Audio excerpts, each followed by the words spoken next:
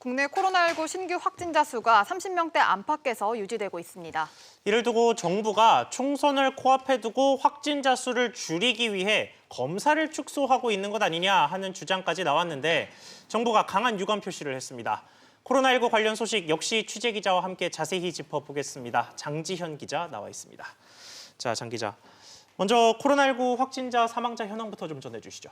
네, 13일 0시를 기준으로 총 누적 확진자 수는 1,537명입니다. 이 사망자는 217명으로 3명 늘었는데요.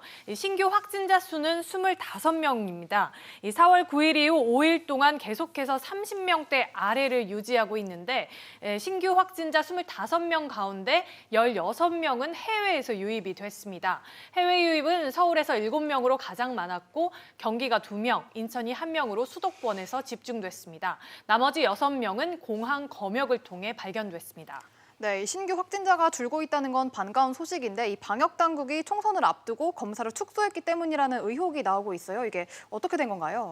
네, 이 논란의 시작은 한 의사가 지난달 페이스북에 올렸다가 삭제한 글입니다. 이 의사는 검사를 안 하고 못하게 하고 있다며 총선 전까지는 이 검사도 확진도 늘지 않을 것 같다고 주장했는데요. 그러면서 그 근거로 전에는 의사 소견에 의심이 되면 검사가 가능했는데 지금은 CT나 X선상에서 폐렴이 보여야 검사가 되고 그냥 하려면 이 비용 부담으로 노인들은 대부분 검사를 거부한다고 적었습니다.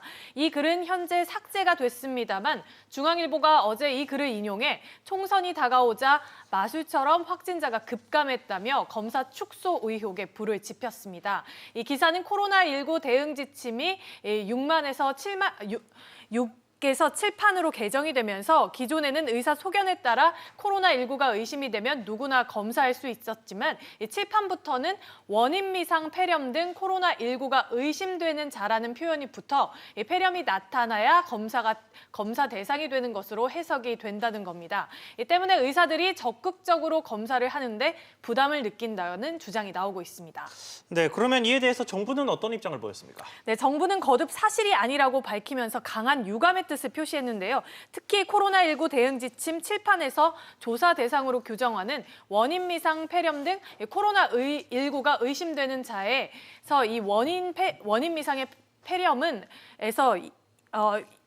폐렴은 예시에서 드는 차원인 것이라며 의사 판단에 따라 의심이 되면 누구든지 진단 검사를 할 수 있다는 점은 변하지 않는다고 밝혔습니다. 또 일선 의료기관과 보건소가 매일 신고하는 의심 환자 수는 지난 5일부터 11일까지 7,627건으로 전주보다 2천여 명 감소한 건 맞지만 이는 집단 감염 사례가 감소한 영향 때문이라고 설명했습니다. 네, 이런 가운데 이 경찰이 자가격리 이탈자에 대해 처음으로 구속영장을 신청했죠.